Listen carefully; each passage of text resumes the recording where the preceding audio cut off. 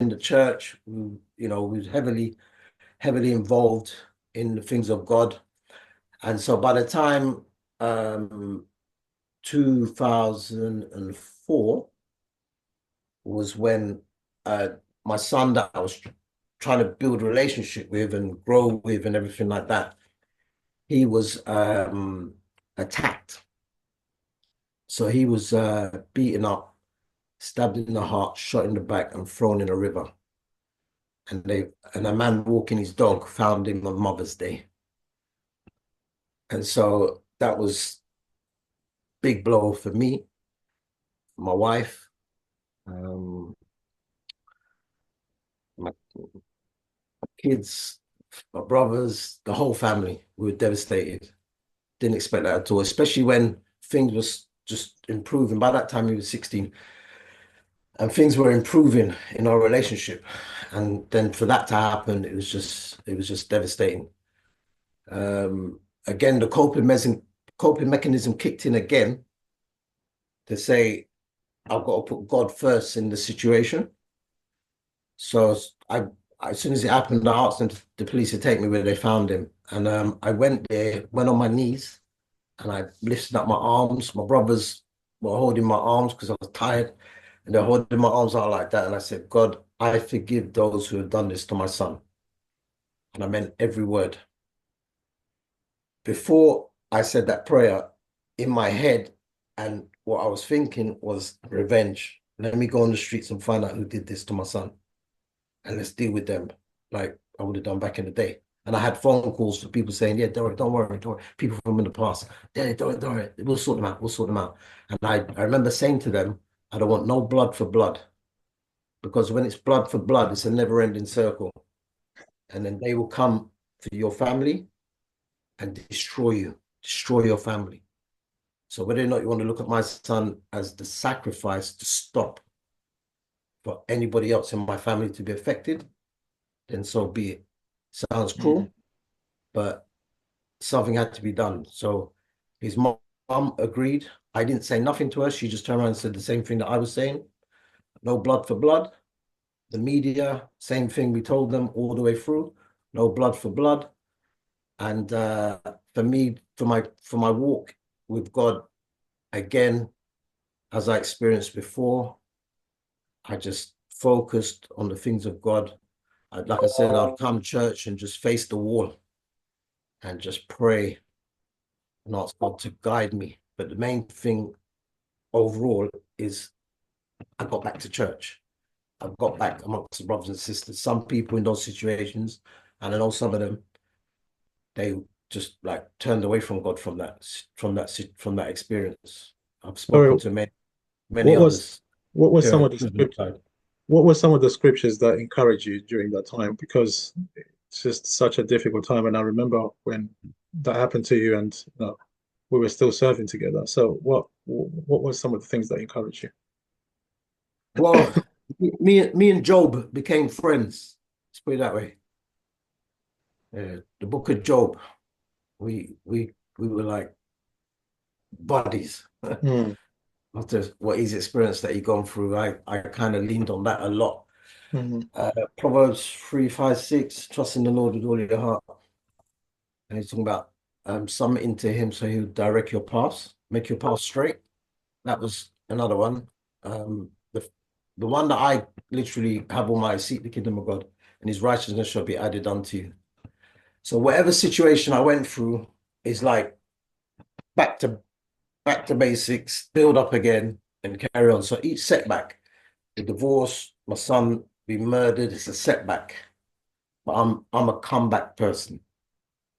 I don't let setbacks keep me back because I serve a God that can set me free from setbacks. And that's what he's been doing. With me praying, putting God first in situations, I managed to rise up out of that and carry on serving and doing his will.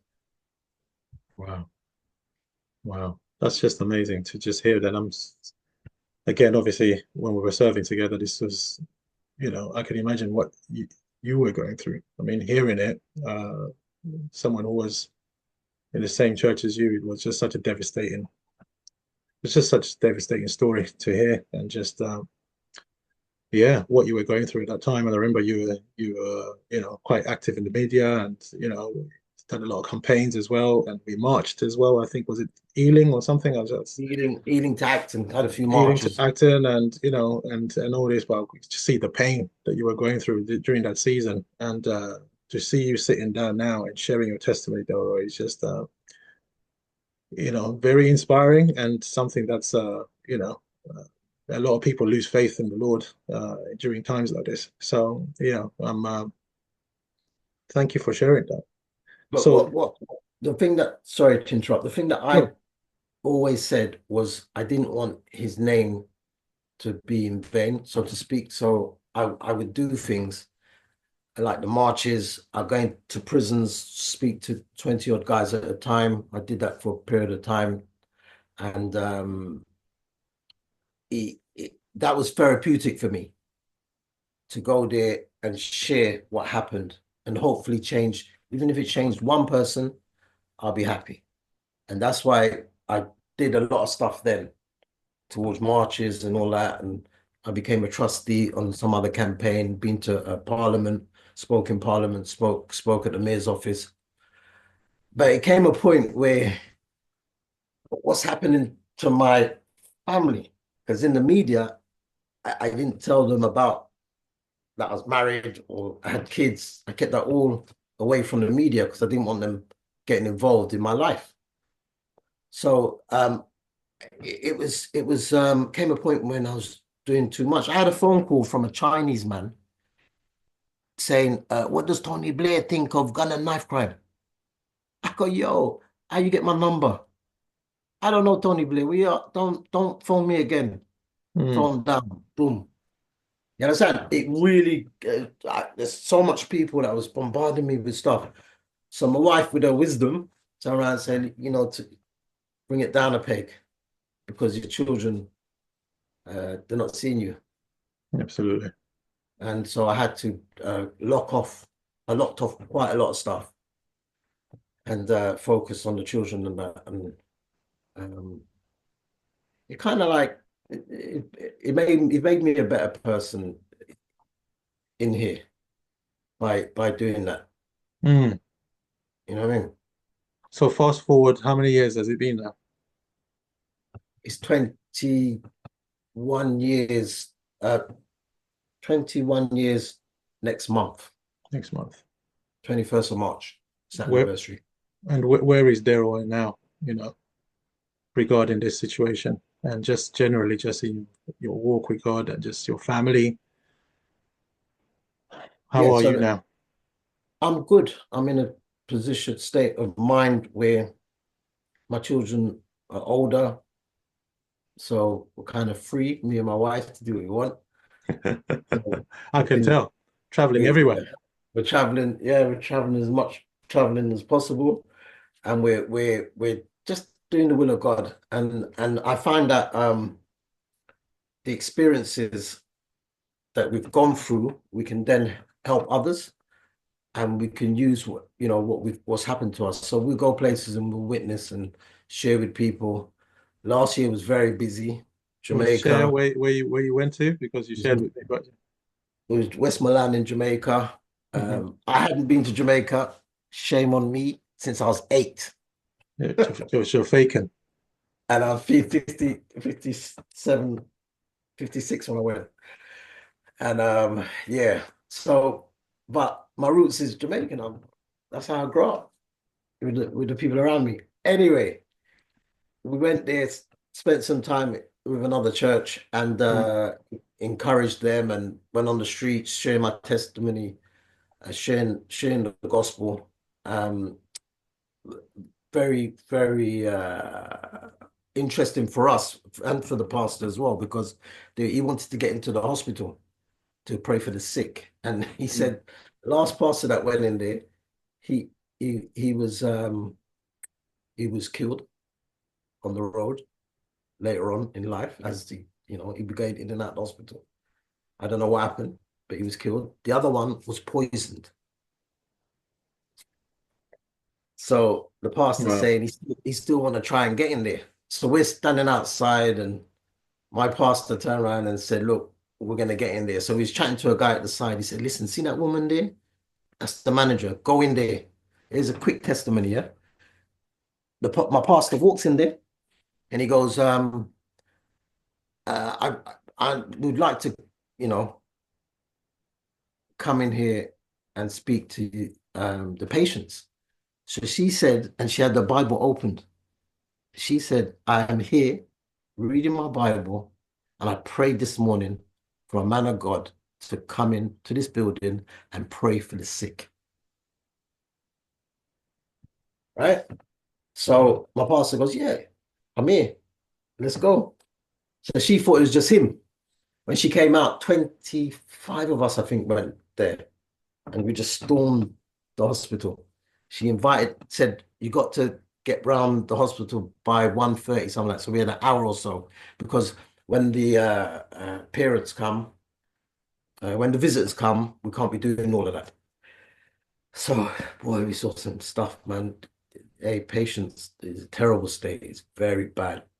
Oh, it's just it's bad the way they've been looked after. But anyway, we went round and prayed for the sick. For me, saved so many years, I've prayed for the sick. I've seen quite a lot of stuff, but the younger brothers and sisters and all that was like a big eye opening. It was eye opening for me as well, but it was major for them. So they went in there, came out, prayed for the sick, laid hands on the building, laid hands at the where they do the operating theatre, done all of that, prayed, come out. And then we kept saying we're going to pray for the manager, the lady. She was like hesitating for us to, I don't know why. And then in the end, we like caught her in a corner and we all laid hands on her and prayed for her and all that. And left from there. Like I said, street witnessing, all of that. Had a concert there in the building. And then from there, we left Jamaica, I think about a month or a month and a half. We ended up in Spain.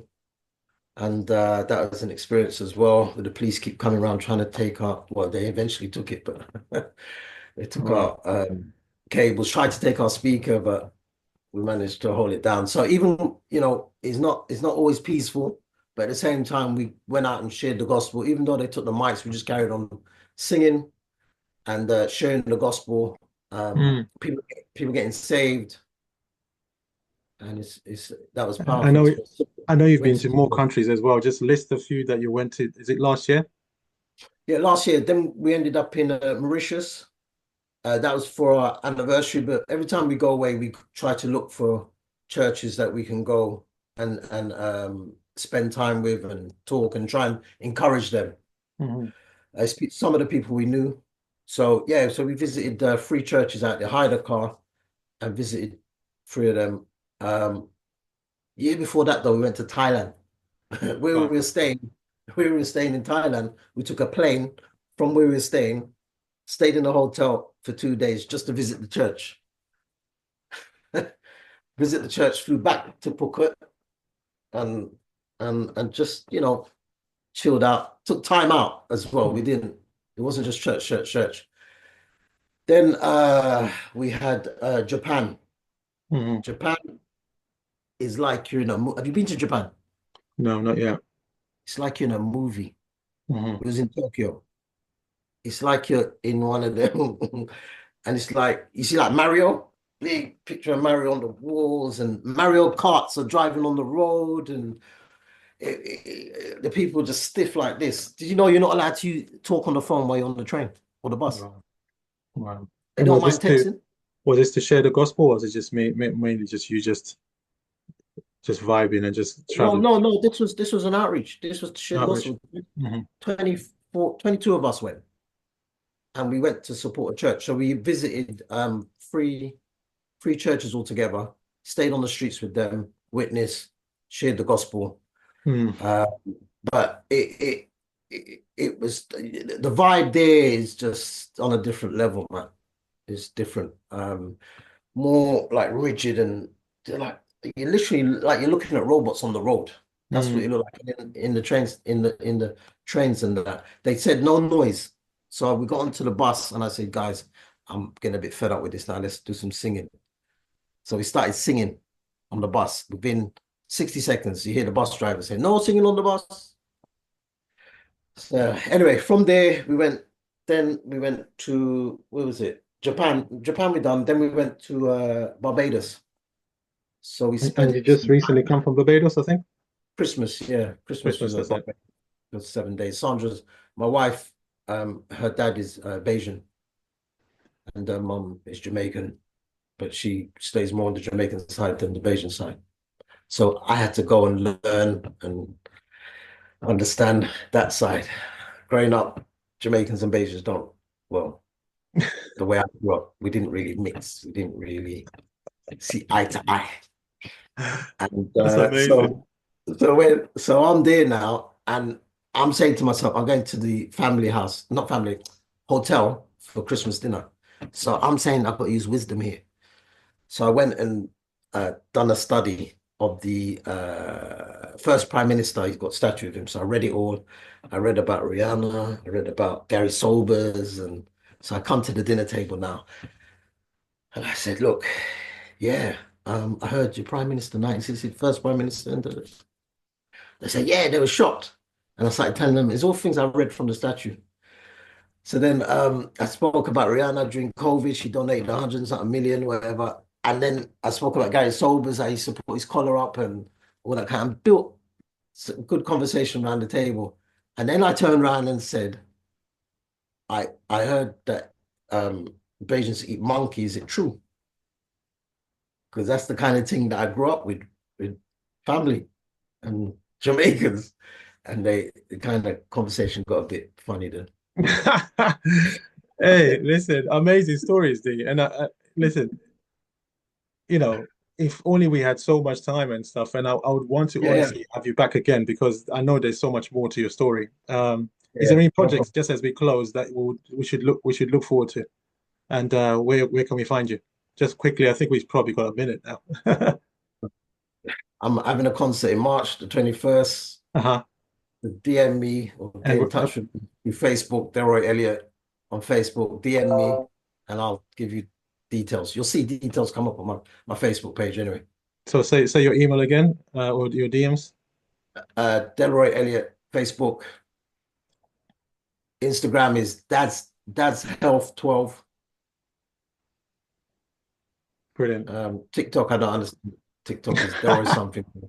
2WJ, I don't know. Search for Delroy on TikTok, you see.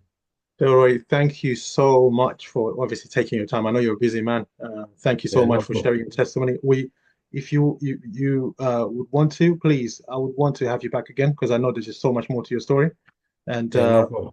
hopefully we can chop it up again. And send my love to your family, to Sandra, and hopefully we can have Sandra on one of the sessions as well if she wants to. I'll have a word with that. Have a word with her. But let me finish by saying God gets the glory. I thank the Lord that I'm still here alive. Amen. Amen. Thank you so much, Delroy, and hopefully we'll No catch up problem. soon. All right. All right, take care. Bye bye. Bye bye.